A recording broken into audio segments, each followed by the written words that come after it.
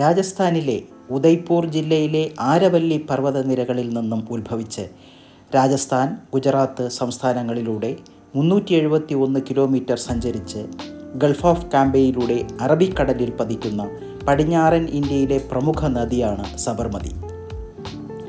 ഈ നദിയുടെ ഭൂരിഭാഗവും ഒഴുകുന്നത് ഗുജറാത്തിലൂടെയാണ്. സബർമതി നദിയുടെ തീരത്താണ് ഗുജറാത്തിൻ്റെ വാണിജ്യ തലസ്ഥാനമായ അഹമ്മദാബാദും രാഷ്ട്രീയ തലസ്ഥാനമായ ഗാന്ധിനഗറും ഉള്ളത്.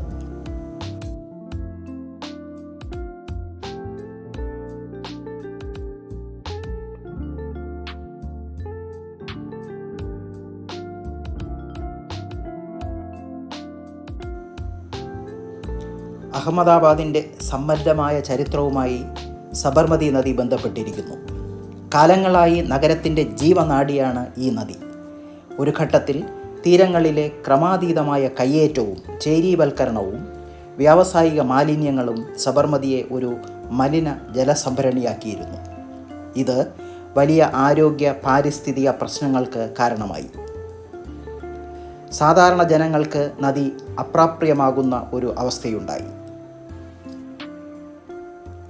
അപ്പോഴാണ് വാണിജ്യ വിനോദ പാർപ്പിട വികസനത്തോടെ സബർമതി നദീതീരത്തിൻ്റെ നഗരഭാഗം വികസിപ്പിക്കാനുള്ള നിർദ്ദേശം ശക്തി പ്രാപിക്കാൻ തുടങ്ങിയത്.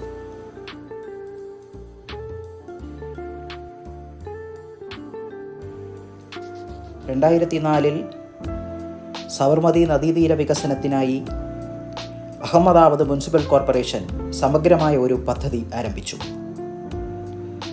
അഹമ്മദാബാദ് നഗരത്തിലൂടെയുള്ള സബർമതിയുടെ 15 കിലോമീറ്റർ വരുന്ന തീരങ്ങളിലെ ചേരി നിവാസികളെ പുനരധിവസിപ്പിച്ചു. മാലിന്യം തള്ളുന്ന വ്യവസായശാലകളെ മാറ്റിസ്ഥാപിച്ചു. കൂടാതെ നദീതീരമാകെ ടൂറിസം വികസനത്തിന് വേണ്ടി പാർക്കുകളും പാലങ്ങളും പൂന്തോട്ടങ്ങളും ഫുഡ് സ്ട്രീറ്റുകളും നൈറ്റ് ലൈഫ് സ്ട്രീറ്റുകളും സ്ഥാപിച്ചു.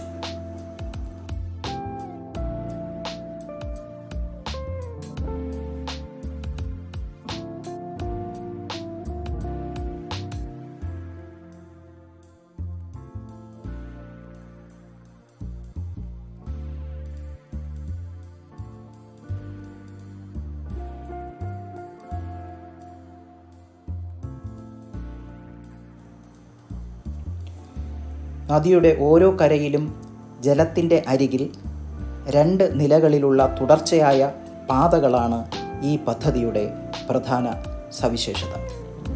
ഇത് കാൽനട യാത്രക്കാർക്കും സൈക്കിൾ യാത്രക്കാർക്കും നഗരഹൃദയത്തിൽ ഏകദേശം 15 കിലോമീറ്റർ നീളമുള്ള തടസ്സമില്ലാത്ത പാത നൽകുന്നു. ഈ പദ്ധതി സാമൂഹിക ഒത്തുചേരലുകൾക്കും അനൗപചാരിക പ്രവർത്തനങ്ങൾക്കും സഹായകമാകുന്നു.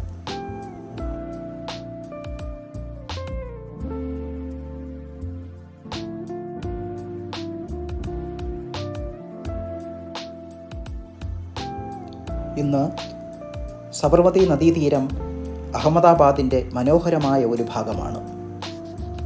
പൊതു ഇടങ്ങൾ ഒരു വലിയ ആകർഷണമാണ്.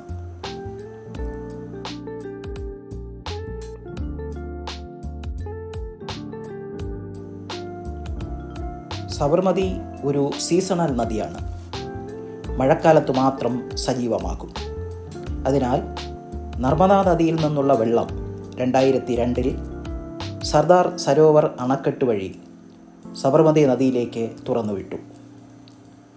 നദീതീരത്ത് ജലനിരപ്പ് നിലനിർത്താൻ ചെക്ക് ഡാമുകൾ നിർമ്മിച്ചു.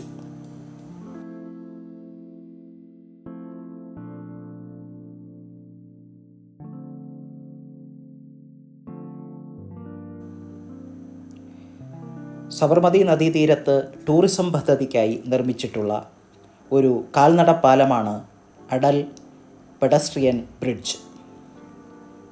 നഗരത്തിൽ സംഘടിപ്പിക്കുന്ന കൈറ്റ് ഫെസ്റ്റിവലിൽ നിന്ന് പ്രചോദനം ഉൾക്കൊണ്ടാണ് ഇതിൻ്റെ രൂപകൽപ്പന. രാജ്യത്തെ ഇത്തരത്തിലുള്ള ആദ്യ പാലമാണിത്. 2022 ഉദ്ഘാടനം ചെയ്ത ഇതിനെ 300 മീറ്റർ നീളവും 10 മുതൽ 14 മീറ്റർ വരെ വീതിയുമുണ്ട്. സർദാർ പാലത്തിനും എലീസ് പാലത്തിനും ഇടയിലാണ് ഈ പാലം സ്ഥിതി ചെയ്യുന്നത്.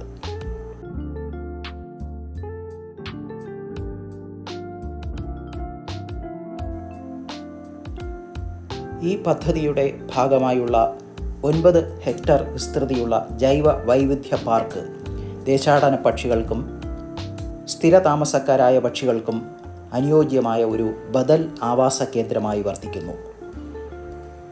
5000-ലധികം മരങ്ങളും വംശനാശ ഭീഷണി നേരിടുന്ന വൃക്ഷ ഇനങ്ങളും ഇവിടെയുണ്ട്.